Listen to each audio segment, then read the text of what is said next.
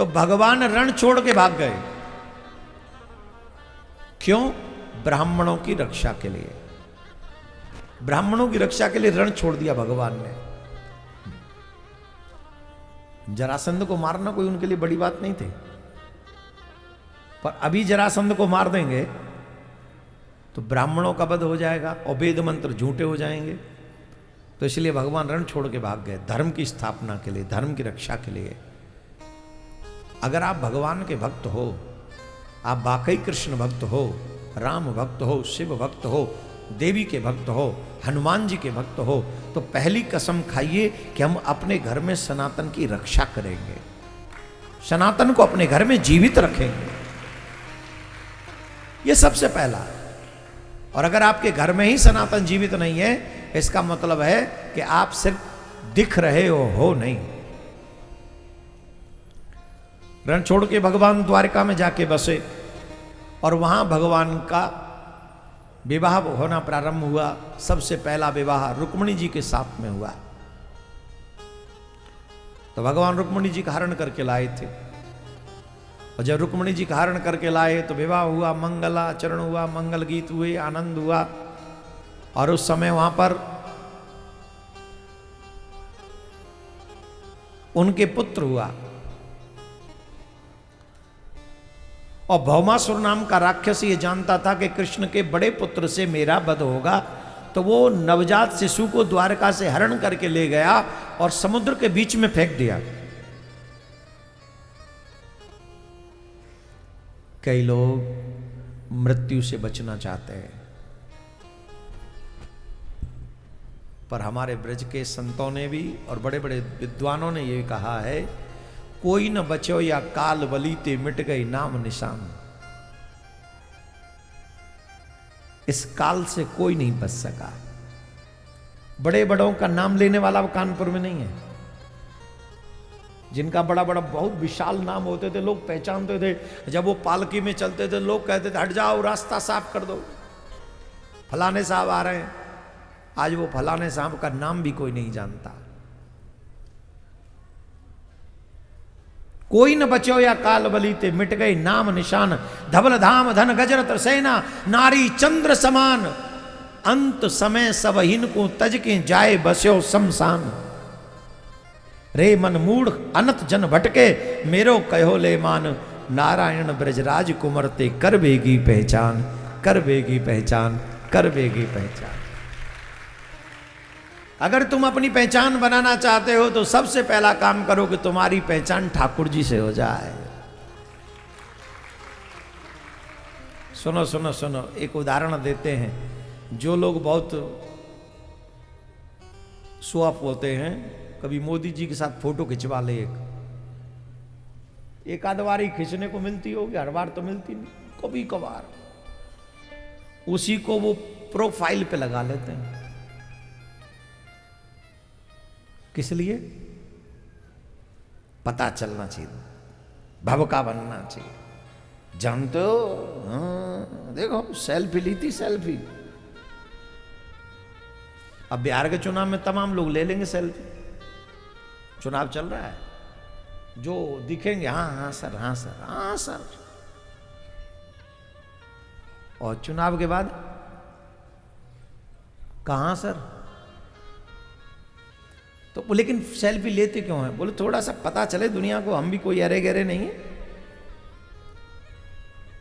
और 5 साल बाद या 10 साल बाद किसी और की सरकार आ जाए और फिर ये डीपी लगाओ प्रोफाइल पे, फिर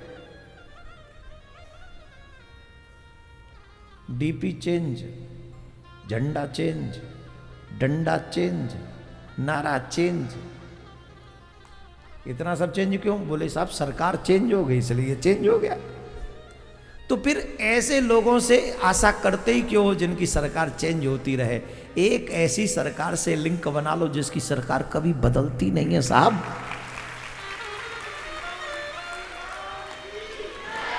बोल बंसी वारे की। आलसी कहीं के, खा खा के बिना वजन का माखन ये हाल हुआ पड़ा है तुम्हारा। ये माखन खाते हैं यहाँ लोग कानपुर में, जिसमें पता ही नहीं माखन होता ही नहीं, वो फूला फूला सा होता। छोड़ो जी, हमें क्या मतलब, हम खाते पीते तो है नहीं सब चीजों को। हाँ, मटकी कहाँ है माखन की। कहाँ थे हम? उस सरकार से प्रेम करो ना,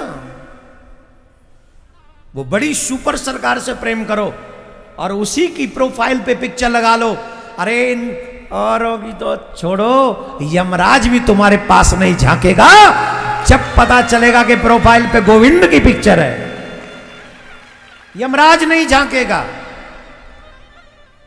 अगर हित साधना ही है तो बड़ा हित साधो, ये छोटे मोटे साधने से कुछ नहीं होना है।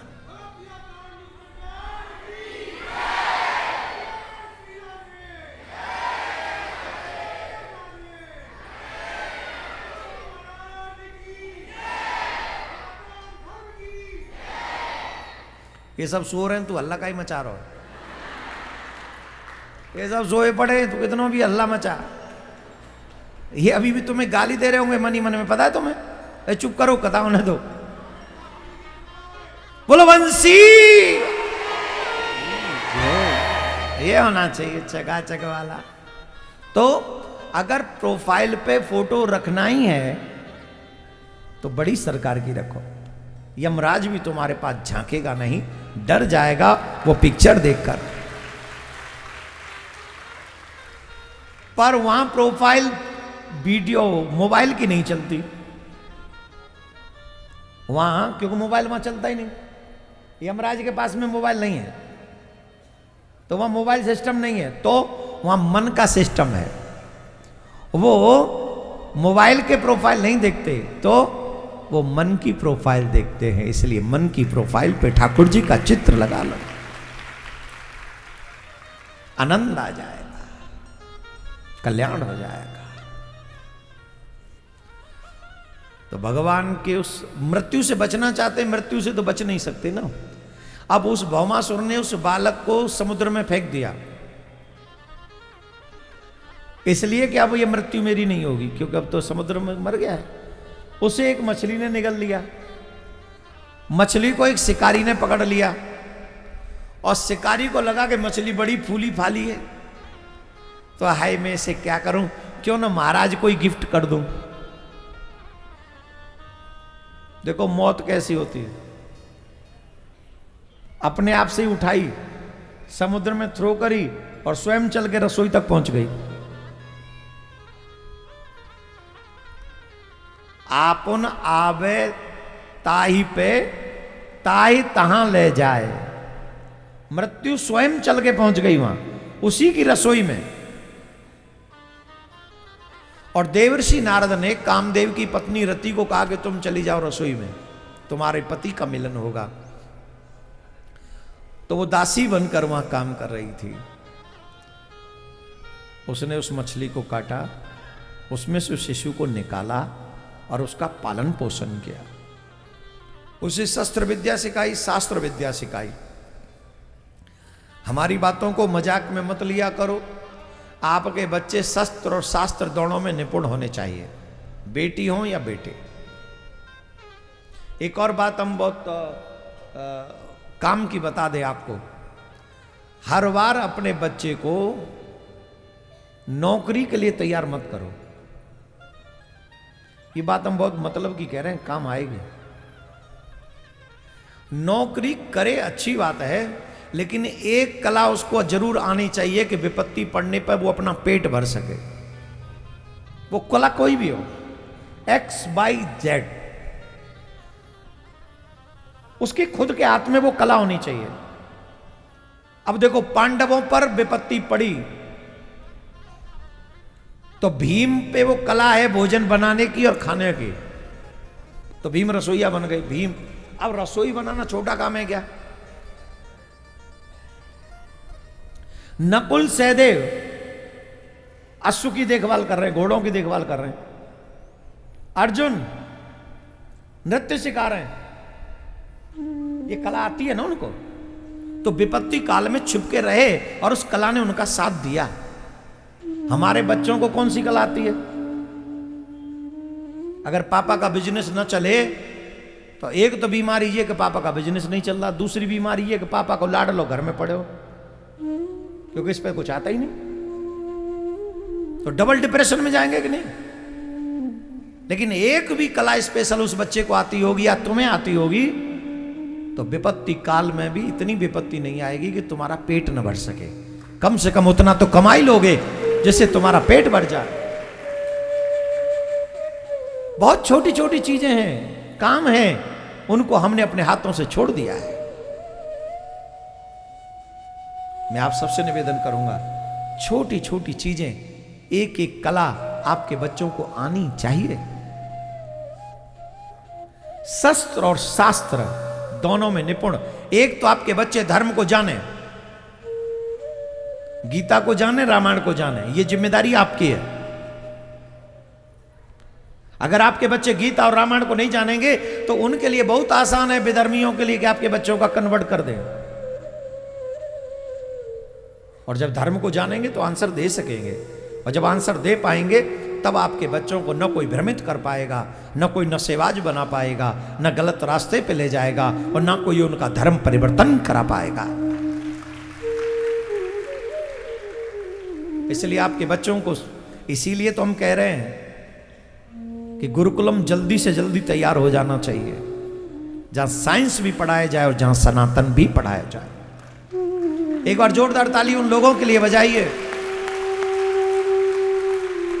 उन सभी के लिए ताली बजाइए जिन्होंने अपने कमाए हुए धन का शुरुआत ऐसा किया है कि वो गुरुकुलम के निर्माण में 2-4 ईंट लगा सके।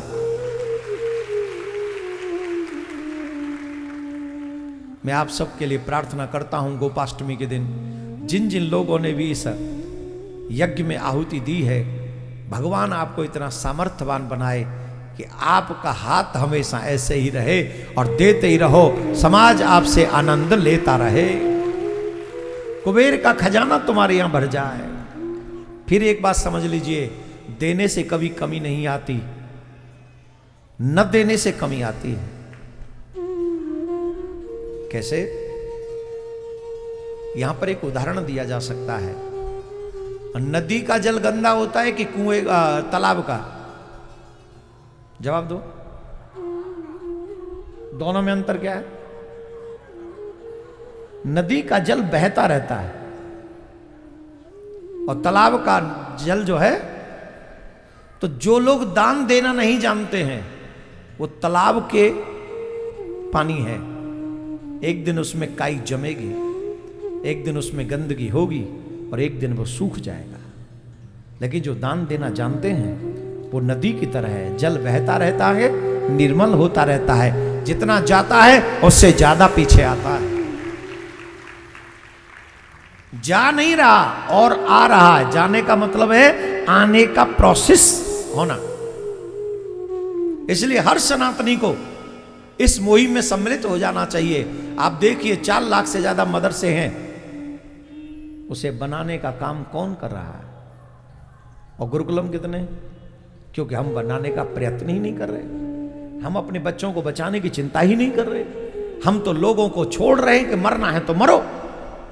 नहीं, ये अब हम सब की ड्यूटी बन चुकी है, थोड़ा थोड़ा ही सही, लेकिन हम सब मिलकर एक ऐसा मॉडर्न गुरुकुलम बना दें जहां साइंस भी पढ़ाई जाए, जहां सनातन भी पढ़ाया जाए, जहां इंजीनियर, डॉक्टर, सीए सब लोग माथे पे तिलक और सर पे सिक्का रखकर आगे बढ़े, माँ बाप की सेवा करने वाले हों, देश को आगे बढ़ाने वाले हों। ये सब संभव है अगर हम और आप मिलकर ये कार्य कर पाए तो। जिन लोगों ने भी किया है, मैं व्यासपीठ से प्रार्थना करता हूं, नाथ उनके घर में कभी धन की कमी न रहे, भरा रहे, भरा रहे, भरा रहे।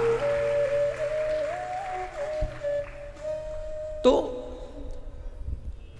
वो मायावती वहां पहुंची, उन्होंने शस्त्र और शास्त्र दोनों की विद्या उस बालक को सिखाई।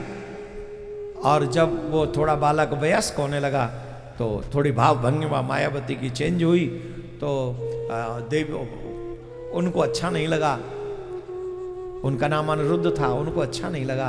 उन्होंने कहा, देवी आप क्या कर रही हैं? आपने मुझे पाला है, मेरी माँ की तरह आपका व्यवहार मेरे साथ बचपन में रहा है, और अब आपके भाव एकदम बदल गए हैं, ये ठीक नहीं लगता, ये अधर्म है। तो उस मायावती ने कहा कि आप जानते नहीं हैं, आप भूले हुए हैं, क्योंकि आप मानव जीवन में आ गए हैं। आप जान नहीं रहे मैं कोई साधारण नहीं हूं, मैं आपकी पत्नी हूं जन्म जन्मांतर की। आप मेरे पति हैं, आप कामदेव हैं, मैं आपकी पत्नी रति हूं। आप ही ने पंगा ले लिया था भगवान श्री कृष्ण से, इसलिए हम दोनों का वियोग हो गया, बिछोह हो गया। अगर आप भगवान श्री कृष्ण से पंगा नहीं लेते तो हमारा बिछोह नहीं होता, आपके कारण होगा। और अब यही संयोग है कि हमको यहीं मिलना है।